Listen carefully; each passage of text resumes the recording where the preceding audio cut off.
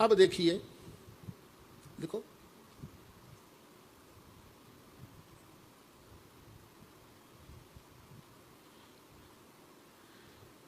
کہ جب آتھم کی موت کی پیشین گوئی اور مرزا کی ذلت و رسوائی میں ایک دن باقی رہ گیا،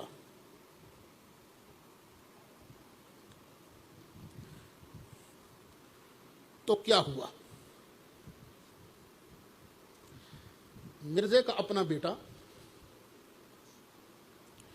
مرزا بشیر احمد لکھتا ہے،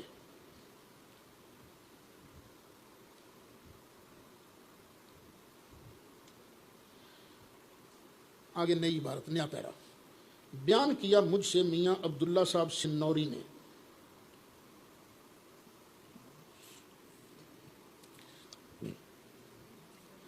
بیان کیا مجھ سے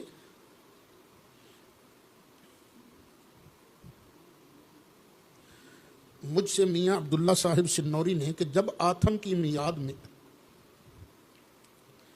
صرف ایک دن باقی رہ گیا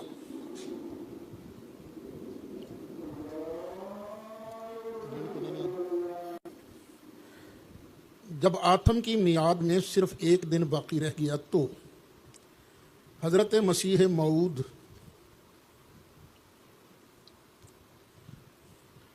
نے مجھ سے، آگے اس نے علیہ السلام بھی لکھا ہے، میں تو نہیں یہ لفظ کہتا، نے مجھ سے اور میاں حامد علی سے فرمایا کہ اتنے چنے، بریکٹ آگے، چنے کے آگے بریکٹ، مجھے تعداد یاد نہیں رہی کہ کتنے چنے آپ نے بتائے تھے،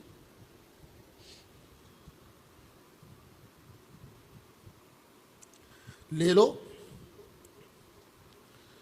اور ان پر فلاں سورت کا وظیفہ اتنی تعداد میں پڑھو۔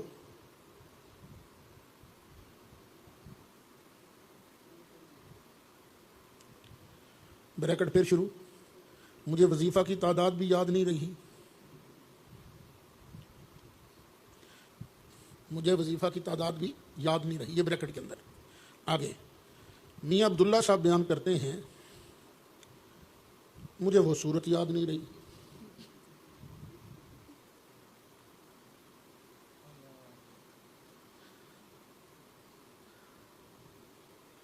مگر اتنا یاد ہے کہ وہ کوئی چھوٹی سی صورت تھی،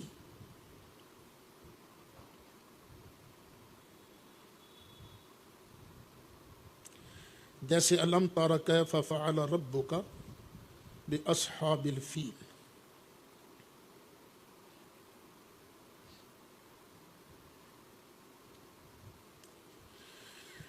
اور ہم نے یہ وظیفہ تقریباً ساری رات صرف کر کے ختم کیا تھا۔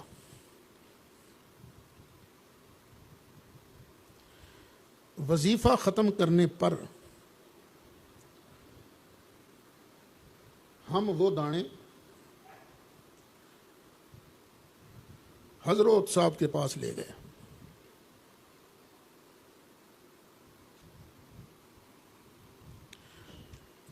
کیونکہ آپ نے ارشاد فرمایا تھا، حضرت صاحب نہیں ہوتا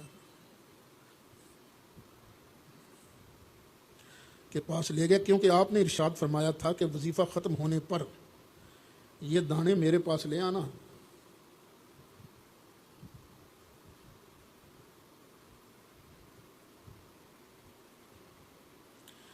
اس کے بعد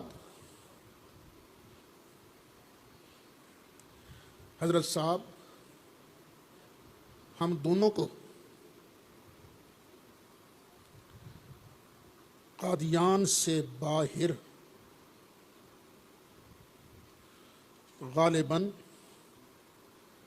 شمال کی طرف لے گئے،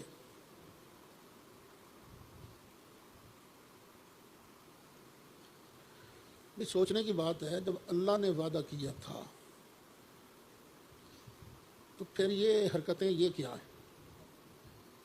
شاید میں نے آپ کو سنائی تھی بات کہ حضرت سیدنا علی مرتضیٰ کرم اللہ تعالی وجہہ الکریم کو امیر المومنین حضرت سیدنا عمر فاروق رضی اللہ عنہ نے ینبو کے مقام پر ایک باغ الاٹ کیا تھا۔ حضرت علی مرتضیٰ ایک مرتبہ وہاں تشریف لے گئے، سخت بخار ہو گیا۔ کسی نے کہا علی یہاں تم اکیلے مرو گے، جاؤ مدینہ شریف جاؤ۔ اٹھ کے بیٹھ گئے، میں اللہ کی قسم میں نہیں مر سکتا، میں نہیں مر سکتا۔ کیوں؟ اس لیے کہ مجھے نبی کریم علیہ السلام نے بتایا ہے علی جو بندہ تیری کن پٹی پر وار کرے گا اور تیرے خون سے تیری داڑھی لال ہو جائے گی، وہ اپنے وقت کا سب سے بدبخت انسان ہوگا۔ جب تک وہ بات ہو نہیں جاتی علی مر نہیں سکتا۔ یہ ہے نا، اور یہ چھولے پڑو مر جائے۔ اس کے بعد حضرت صاحب ہم دونوں کو قادیان سے باہر غالباً شمال کی طرف لے گئے اور فرمایا یہ دانے کسی غیر آباد کنویں میں ڈالے جائیں گے،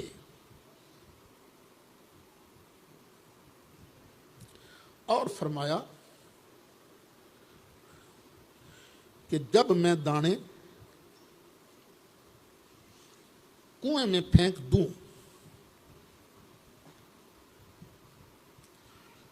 تو ہم سب کو سرعت کے ساتھ منہ پھیر کر واپس لوٹ آنا چاہیے، اور مڑ کر نہیں دیکھنا چاہیے۔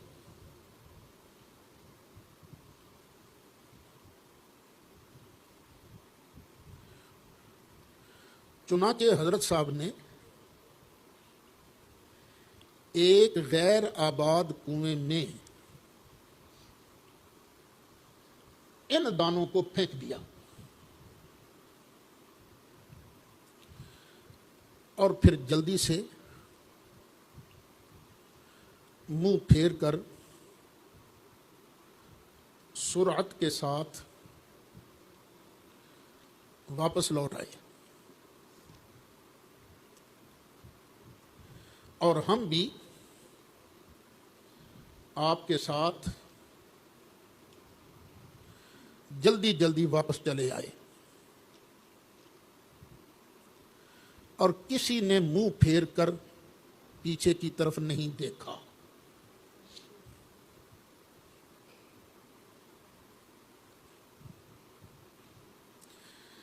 سیرت المہدی، اب اس کے بعد کیا لکھوانا ہے؟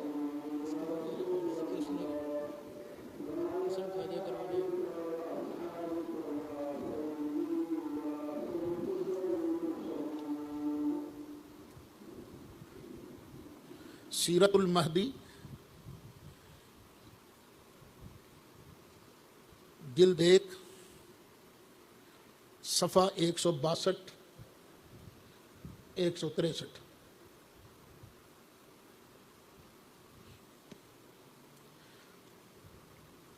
مرزائیو تمہاری طرف سے دوسرا لکھو۔ جس کو تم نبی مانتے ہو، وہ پیچھے والے کیا تم نے لان دی کہنا تھا، یہ کہنا تھا، وہ کہنا، وہ کتنے ابھی لکھوایا تھا نا میں نے اس سے پہلے۔ جس کو تم نبی مانتے ہو اسی نے کہا تھا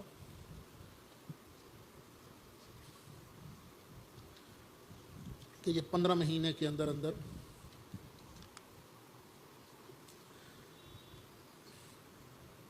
ذلیل ہو کر حاویہ میں گر کر مرے گا۔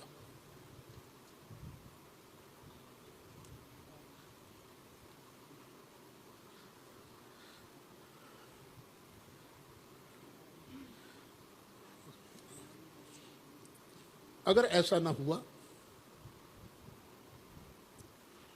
تو میں ہر ایک سزا اٹھانے کے لیے تیار ہوں۔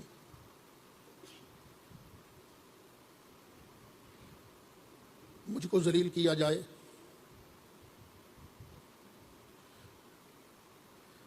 وغیرہ وغیرہ۔ پورا حوالہ ہم پہلے بیان کر چکے ہیں۔